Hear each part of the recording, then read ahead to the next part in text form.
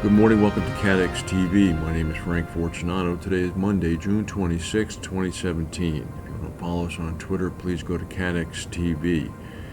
In Sichuan province in China, at least 90 people are still missing after a massive landslide yesterday. Rescuers are almost converting over into a recovery mode at this point.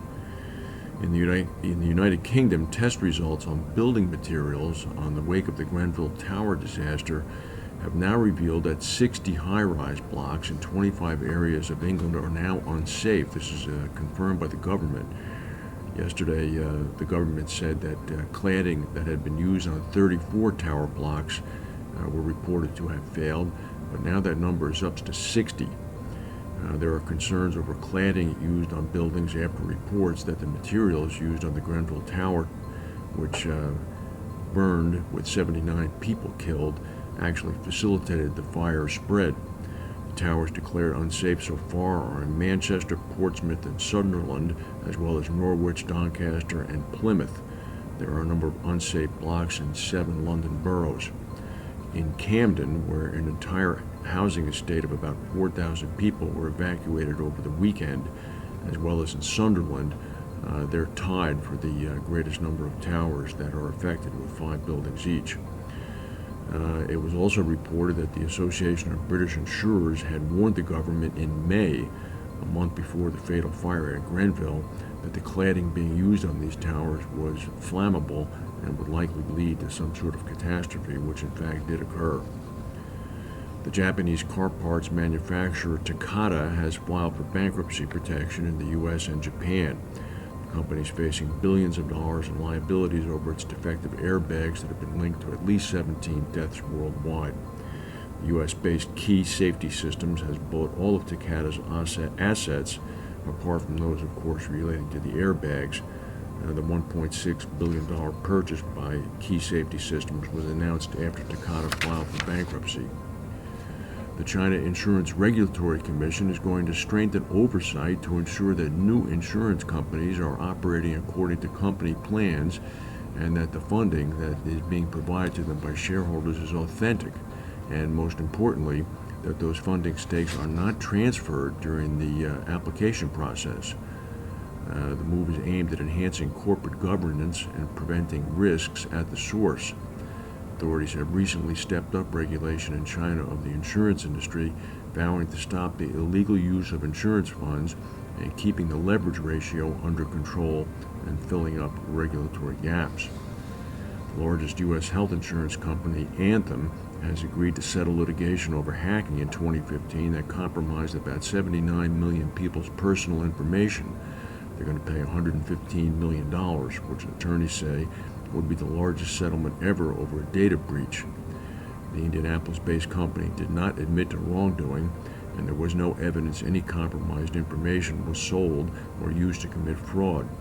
Anthem said that in 2015, an unknown hacker had accessed a database containing personal information, including names, social security numbers, addresses, and employment and income information. Anthem said that the company had not noticed any compromise of credit card information.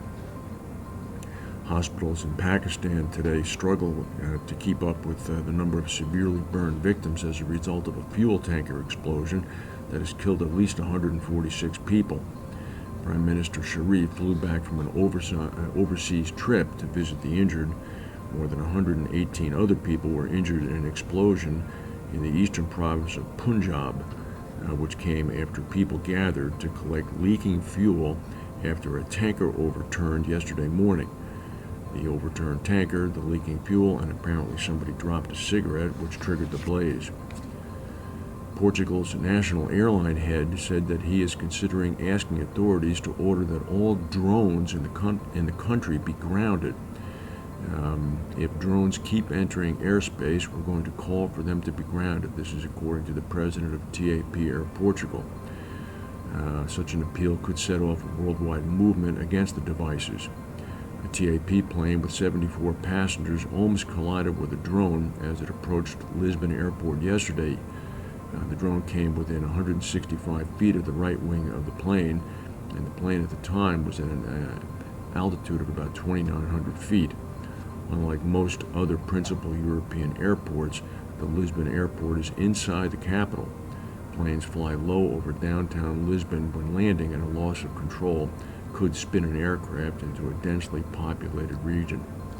By law, drones in Portugal can be flown up to 400 feet high, but must stay clear of airports. Here's an interesting story. The global hacking collective, Anonymous, believes that alien life exists and thinks that NASA is about to confirm it. The shadowy group has made the claim in a 12.5-minute video published on an unofficial YouTube channel last week. The video centers around recent findings by NASA, including the discovery of 219 new planet candidates, 10 of which present similar conditions to Earth. The group also cites comments made by an associate administrator of NASA, saying we are on the verge of making one of the most profound, unprecedented discoveries in history. Well, this would be very big news indeed if NASA came out with an announcement this week to this effect. That's the news for today. If we have any breaking news, we'll come back and tell you. Thank you for watching, and we'll see you tomorrow.